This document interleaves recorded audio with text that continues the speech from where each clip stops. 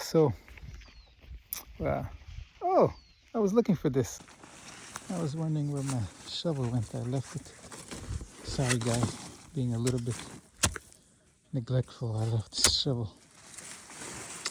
Anyway, so we are building a garden right now. And what I did was I had a worker excavate some inches down. And now we're filling it up with what you would call, what is this called? Organic matter. It's actually quite a bit, but we'll see how things go. I'm gonna cover it up with sand, and I want it to be a certain height.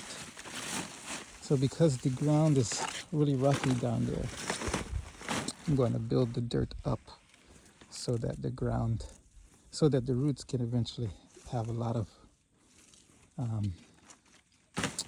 depth to go down into. So, I'm trying to, when I get to a garden bed, since I'm out here with no Home Depot, nowhere to shop, I try to work with my surroundings and, as I'm making space to put some materials, why not use the things that I'm cleaning to add more organic matter to this garden bed. So it just shows me to, as I do this more and more, it shows me to use what I have in my environment. So here I found some materials laying around, some woody materials. I found a big piece of wood there. And the goal is, from what I understand, it's almost like you're building a compost pile, but underground. I'm going along as I learn and as I experiment. I'm not a scientist.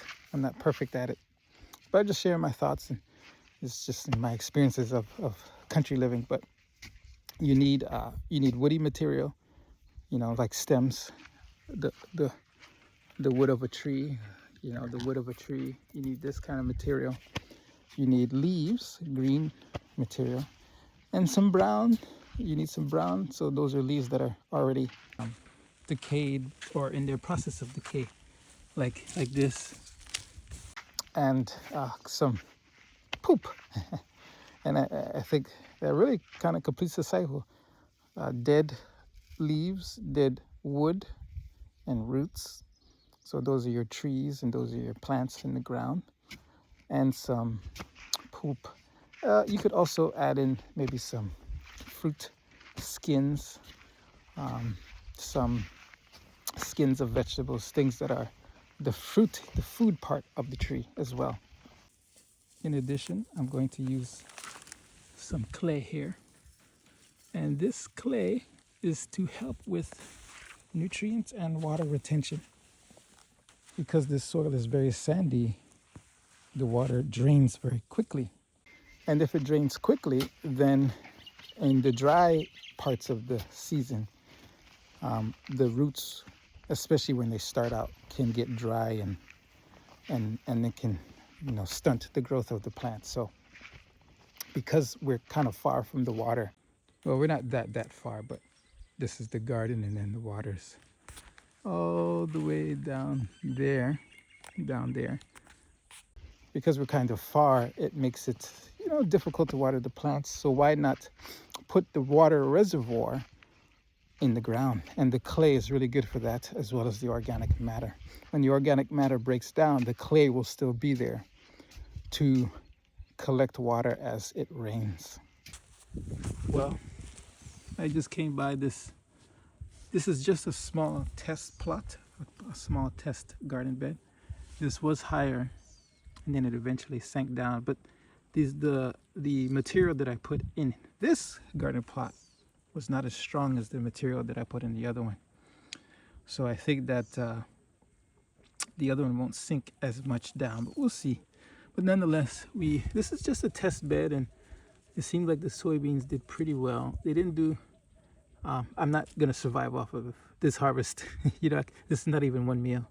But it does give me an idea of what will be successful, you know, the spacing, you know, how much space do I need between plants and so on and so forth.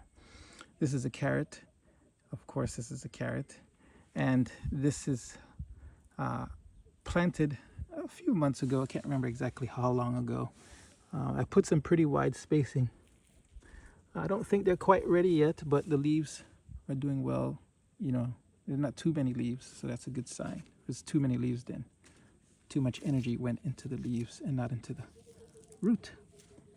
So we'll see how that goes. I have some fresh soybeans here. I picked them yellow because, well, you see, some soybeans. So these are food.